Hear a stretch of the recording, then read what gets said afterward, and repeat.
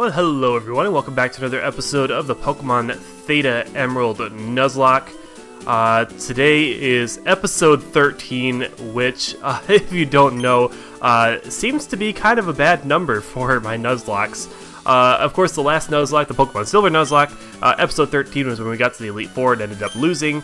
And in my first ever Nuzlocke I did on this channel, which was the Pokemon Emerald Randomizer Nuzlocke, well, nothing particularly eventful happened in episode 13, I don't think. I don't remember very well because that was many, many years ago. But that was the last episode of the series as well. So hopefully we don't either fail the Nuzlocke in this episode or end up stopping the series for some reason after this episode. So yeah, so we're here in Slateport, and Team Aqua is hijacking the submarine because they're going to use it to get to the seafloor to awaken Kyogre. And also, nobody seems to be worried about the fact that Groudon has awakened. I mean, what's he doing right now? Like, because obviously he got mad because he was like, oh, Blue Orb, Kyogre, grr, and runs off, and like, what's he up to? I mean, are there random routes right now where it'll be super sunny, or is he just like gone? Like, is he just like chilling somewhere? Like, yeah, I know Kyogre is gonna show up at some point, so I'm just gonna chill here until he does, or I don't know. Like, yeah, like what is Groudon doing right now? Like, I feel like maybe the reawakening should have happened a little bit closer together. But anyways, we got a long trek all the way back up to Lily Cove because, as I said multiple times last episode, we don't have any flying type Pokemon. So I gotta walk that whole way. So yeah, I'll meet you guys over there, okay? Okay, so here we are back in Lily Cove, and something occurs to me. I don't know if this will actually work or not, but we are in Lily Cove City, and I haven't gotten a Pokemon here. So if we surf into this water, can we run into something? I'm gonna be smacking myself so hard if we end up running into something like Pelipper or a Wingull even that could use Fly. And we're gonna put Ziggy out in the lead because we need somebody a little bit weaker. And we don't have a sleep inducer on my team right now, I just realized. Let's go ahead and see if we can catch something here, and then we might make a run back to switch our team up a little bit. Kind of makes making the thumbnails for these videos a little bit annoying though, because I make my thumbnails based on the first, the team I start the episode with, and if I end up changing my team like within the first couple minutes, then that seems kind of silly, but that's just the way I tend to run things. And we can't escape from this little Momola, and it just wants to use Protect. Like, really? Looks like these guys are a decent level, so we can probably bring out somebody a little bit more powerful. Let's just leave Nira out there, just in case we need to run away from something. That was encounter number 1. We have 2 more chances to run into something. Oh, there's a Pokeball up there, too. 2 more chances to run into something useful, and it's a Mantike, which is a flying type that can't learn Fly. So that's nice. I mean, I got what I asked for, right? I mean, I got a flying type, just not a useful flying type.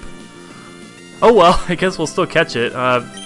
Mantine, obviously, assuming that we ever use this thing and evolve this thing, Mantine is actually a pretty good special defense tank, which could be semi-useful, although I feel like a lot of the Pokemon we have, a lot of the water Pokemon I've been running into are fairly bulky water-type Pokemon, so I don't know if we'd actually end up using it or not. I guess it'd depend, and if we ended up losing another of our water types, I mean, obviously we did lose a water type last episode, and it doesn't want to stay in the Pokeball, which is kind of annoying.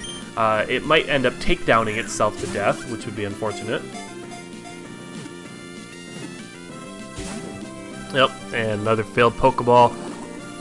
Is it worth it or not to keep throwing these things? Because that's $1,200 a pop. And it's a Mantike, it's another water type. We already have water types, so we're going to run into a lot of water types out in this area out here. Probably easier to catch water types at that. So I don't know. I don't know if this is really worth it or not. Yeah, you know, let's not worry about it right now. Let's just run away and forfeit our encounter. I feel like I forfeit a lot of encounters. Oh, and what's this? Okay, so that's a legendary, apparently. Okay, that's interesting. But let's go ahead and run back and switch our team up a little bit. Because we are taking on Team Aqua, so we probably want some grass types. I was going to get Brussel just for the sake of catching a Pokemon, but obviously we ended up losing that chance to catch something.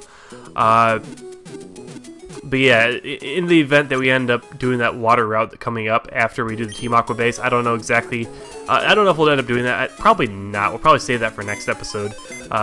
Heading over to Moss Deep and doing the gym, just so we can do that all at once. I'll probably do a sped up portion for that part right there.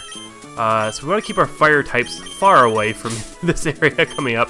So let's get Cerberus out of there. We're not going to be getting much use out of him in this coming up area. Let's put Brussel in the party. And I think that probably looks good. All we need to do is make that little switch and add a grass type to our team. I don't feel the need to have 2 of them. There's a chance we might run into some flying type Pokemon, since Team Aqua's teams have been more varied than they would be in the default game. So I want to make sure we're ready for whatever they throw at us. By the way, I do have the experience share on at the moment, just because I want to even out my levels, and also because of the fact that I think I set the levels of the final boss in this area fairly high, so we want to make sure we're at a level where we won't, you know, just completely get demolished in that fight. And this guy is exactly what I meant about having some different type Pokemon, because he had a Masquerain, which obviously would have torn holes in grass types, although our 2 grass types... does Mashem resist bug type moves? I don't think so. Also, we need to make sure we get the Master Ball, although that's not that important, I suppose. I mean, I'm not sure exactly what we need to catch with the Master Ball, because we're not going to be using legendaries in this playthrough, obviously. So, I mean, I might as well pick it up, I suppose, in case we run into like a shiny, I don't know, a shiny something that's difficult to catch.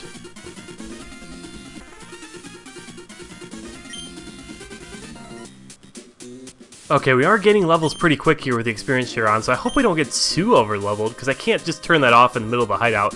I would have to run all the way back to the Pokemon Center and deposit in the PC, which is kind of annoying. I wish you could just turn it on and off, but alas, that's not the way that works. Let's go ahead and throw Goliath out in the lead, since he hasn't gotten as much experience, although I'm pretty sure the experience share is giving out experience equally among everyone, regardless of whether or not you fight. And yes, that battle confirmed that in fact, everybody's getting the same experience, so it doesn't really matter, I suppose. That should give our other Pokemon a chance to catch up, which is good, because we do have a couple of new team members that we need to get battle ready for the Team Aqua admin coming up. And of course, the second I put Goliath in the lead, I ended up getting a couple Pokemon that he was perfectly suited to take out. One of them being a Steel type and one of them being a normal type, so that was some nice luck there. And for these 2, let's go ahead and... I think Mira's been doing pretty good in these double battles, because that last one they had a Gyarados, which of course Mira is very suited to take out with Thunderbolt, and yeah, just water types in general are good Pokemon to use Thunderbolt on, obviously. Okay, and I think we're on the right track to get over to the Master Ball. Okay, not quite. The admin is over there, so we need to run back, because this would be the wrong way. That's the end of this area over there, so yeah, fret not if this episode hasn't gone on very long yet, because I'm sure that admin battle, because he will have 6 Pokemon, will end up taking at least a decent chunk of time, so yeah, this episode will still have a decent length to it, I'm pretty sure. I mean, I might go check and see how much it is after I edit out all the battles, just to be sure. But I don't know, it's not too big a deal if we end up having a slightly shorter episode. And I think this is the way we need to go to get to the Master Ball. If we go down this way, yes, that's right. We got this kind of puzzle kind of thing. It's more of less of a puzzle that you have to think about, more of like almost like a memory game, remembering which tiles take you which places, in which direction to go when. So this time we gotta go left there because we went right last time. And I think you want to run around this one if I remember correctly. There we go. And then the back 2 end up being a Nugget and the Master Ball. The other 2 are Electrodes. You know, actually, the Team Aqua hideout is a new area, so we could catch an Electrode. So I suppose we could do that. I was almost just going to ignore them, honestly, but then I was like, you know what? We don't have any electric types, I don't believe. The best we've had is Mira's Thunderbolt and Agatha, who, rest in peace, is we lost last episode, unfortunately. So let's go and put this guy to sleep. Electrode's not a super powerful Pokemon, but it's super fast, so we might find a use for one. I don't think I've actually ever used an Electrode. I'm just not a big fan of it. It's kind of just a ball with a face, so I've never really, you know, bothered trying to use one. And also, it just doesn't have very good attacking stats. Its main draw is the fact that it's really fast. So I've never bothered using one, so I might give it a shot. Perhaps for next episode when we're crossing the sea and fighting a lot more water types, although of course we are fighting water types here in Team Aqua's hideout as well. So yeah, let's go ahead and come up with a nickname for Electrode. I'll resist the temptation to just name it Angry Ball or something like that. Oh, we gotta get all our experience out of the way first. Cause massive and chaotic blackouts. I'm gonna call it Blackout. I think that sounds like a good name for it. Because it's electric type, and because it causes blackouts, and because I don't feel like pausing my recording and going and googling Electrode nicknames. Because most of the time, when I Google nicknames for certain Pokemon, it brings me to this certain site that's like the Pokemon Name Rater or something like that. That's like the name of the website, and there's a lot of really mediocre nicknames there, and every single nickname has a little comment from quote-unquote the Name Rater, and they're all downright mean. Whoever owns this site, which is designed for submitting your own nicknames, seems to not like any nicknames that anybody suggests, and he's always got some kind of ill-spirited comment for everybody post a nickname there. Even the good ones that I actually kind of like and end up using, usually there's some kind of snarky comment about how it's the worst nickname ever or something like that. So yeah, but a lot of the times I can't really find something just by searching nicknames for X Pokemon. A lot of times I have to, you know, search their Pokedex entry and try and get some inspiration from that, or I don't know, what have you. Maybe I'll start doing catches at the end of videos so I can give you guys the chance to nickname Pokemon. Because I've kind of thrown out general calls for nicknames, but the problem with that is you guys don't know what Pokemon I'm going to be catching, and if you're not familiar with this hack, which I feel like a lot of people probably aren't, you're not even going to know what's even possible to catch. So, yeah, I feel like maybe I might start doing some catches at the end of episodes just to give you guys a chance to nickname things, because I want to have a little bit more viewer interaction here. Yeah, I think that'd be good. And it looks like we might be in a bit of trouble in terms of levels. And it's a good thing we got out of there because there's an Air Slash headed our way. Let's go for a Thunderbolt. Mantine, as I mentioned earlier this episode, is fairly bulky on the special side, so I'm not surprised it ended up tanking that. Agility, probably because it doesn't have much else to hit us with, I'm guessing. Okay, Super Potion. Is that going to be enough to save you from getting taken out by this Thunderbolt? I guess we'll just have to see. Nope, not quite. That's probably a symptom of him having Super Potions by default because his Pokemon are slightly lower leveled. And of course I ended up upping those levels, so the Super Potion isn't quite as good. I probably should have changed what kind of item he had, but oh well. I think the fact that he's a little more high level than he probably should be is enough. I think that's probably enough. So let's go ahead and switch out and bring in Bristle. Just get a change of pace here. And let's go ahead and see if we can put this Golduck to sleep. Okay, so it throws a Screech at us. I was kind of worried it was going to throw like an Ice Beam or something like that. Although I'm not sure if Golduck can learn that by level up. And any Pokemon here are going to have most of their level up moves. A couple of Screeches up. Okay, I hope it doesn't throw anything physical at us, because that'll hurt quite a bit. So let's put it to sleep. I was going to go for a couple of Growths and get some attack boost, but considering it got a couple Screeches off on us, I think I just want to go for the Razor Leaf, see how much that does. And hopefully 2 of those will take it out, and then we don't have to worry about the Screech anymore. We can just go ahead and switch into somebody else. Yep. Still going good. Go for another Razor Leaf, finish off the Golduck, and let's see what else he's throwing at us. I did end up, when I actually edited these trainers, this one as well as Maxie, that was like a week and a half, almost 2 weeks ago, right after I recorded the last episode, and when I recorded the first part. Well, I recorded the episode before last, and I recorded the first part of the last episode was when I did that. Okay, now we got a Slowbro. Slowbro. Let's bring in Data. Slowbro is more physically tanky, so if we hit it with a special move, we should be good. Oh, level 44. That's a little scary. Let's go for a Thunderbolt, see how much that does. Okay, pretty good. If we actually had a special attack boosting or even a special attack neutral nature, that would probably do better.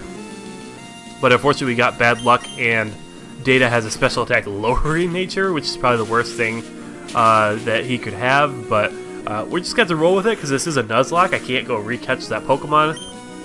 And if you want any proof that I'm, not cheating here, if I was cheating, I wouldn't give myself a special attack lowering nature Porygon, but I don't think anybody's really thinking that I'm a cheater at any point. I mean, especially considering last Nuzlocke I ended up losing, so if I was cheating, why would I lose also? I don't even know why I brought up this topic in the first place. I mean, my integrity in terms of this Nuzlocke I don't think has ever come into question.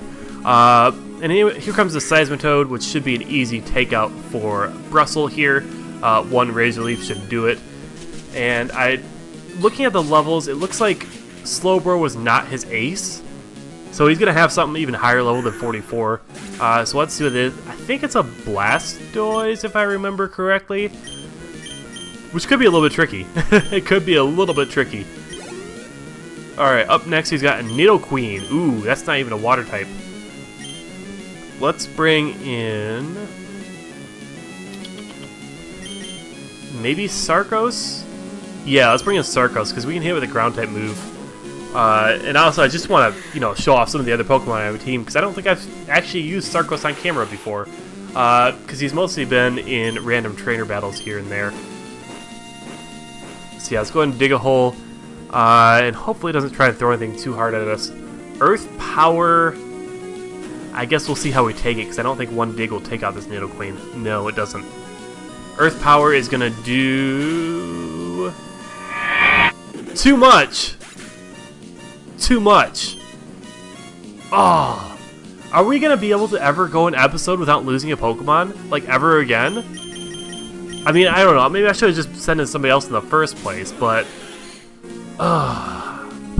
To be fair, though, last time I used a Crocodile, although we didn't even end up evolving into Crocodile, last time I used a Crocodile, it was super frail. I feel like it ended up getting knocked out a lot, and this was a non-Nuzlocke, so being knocked out didn't matter as much, but still, it's a pretty frail Pokemon, so I probably shouldn't have expected to live in Earth Power. But at that point, I'd already committed to the dig, so there wasn't much I could do there. So Blastoise... Blastoise. Data? I don't think Blastoise can learn any fighting type moves, so he should be safe from any super effective hits at the very least. And it is going to be level, 46. Okay. I was really overestimating how many levels I'd gain fighting all these trainers here. Okay, it's going for a Skull Bash, which is a 2-turn move. Rose defense, but that doesn't really matter because we hit it specially rather than physically. And that should be enough, barring any low damage rolls. Yeah, there we go. I thought this Blastoise would be a lot tougher, but Skull Bash is really just a dumb move. Because it's a 2-turn move, and I don't think it's really that powerful either. But yeah, we did have a little bit of trouble here, obviously, because we did end up losing a Pokemon. But I don't know if that's really because of the difficulty or just by sheer stupidity.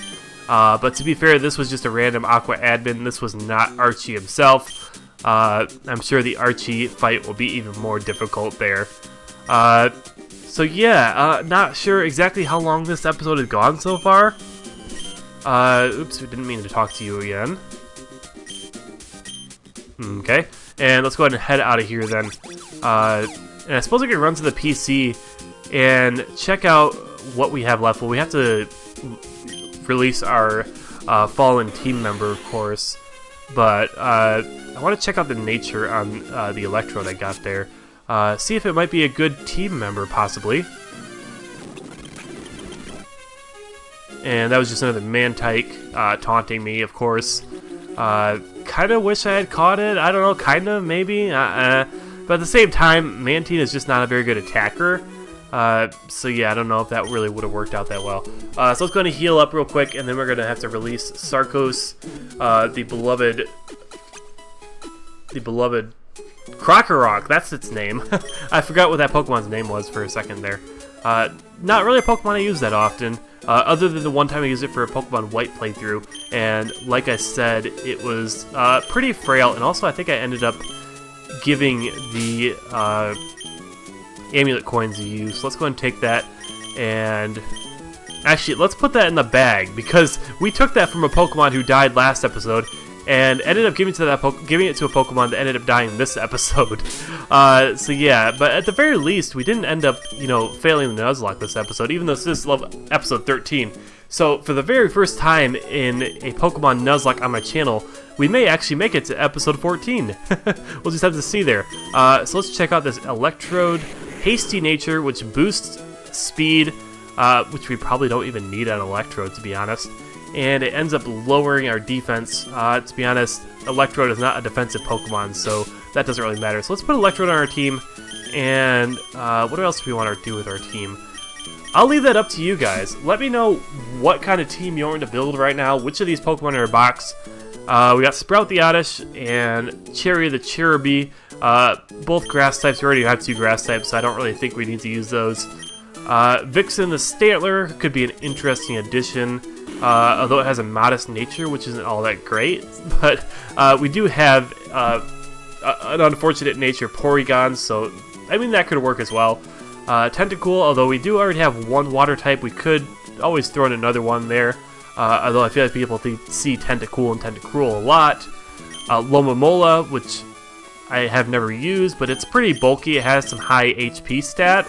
It might have some high defenses as well. So we could give that a shot too. Oops. Or we could get a different ghost type on our team with Voodoo, who evolves into more of a physically attacking Pokemon. And we could also pick up the Mega Stone for him at some point. I'm not sure where that is because I haven't looked it up. That could be an interesting one as well. And then we got Pompey the Torkoal, although we already do have 2 fire types on our rotating team.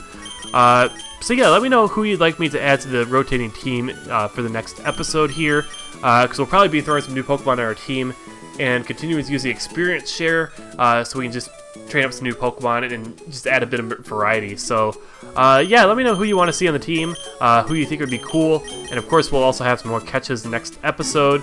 So yeah, I think we're going to end things off there. Hope you guys enjoyed. Sorry if this episode's a little bit shorter. I don't know if the Team Aqua base, you know what, now that I think of it, I talked through the entire Team Aqua base, didn't I? I intended to make that a speed through kind of thing, like I did with the Team Magma base, but I think I just talked through the whole thing, didn't I? Oops, I guess we're not doing that then. I guess when we get to the Team Aqua area at the Seafloor Cavern, we're going to do a speed up through that instead. We're also going to speed up through the water routes because nobody wants to see those. But yeah, anyways, thanks for watching, guys. Hope you enjoyed, and I'll see you in the next episode of the Pokemon Theta Emerald Nuzlocke.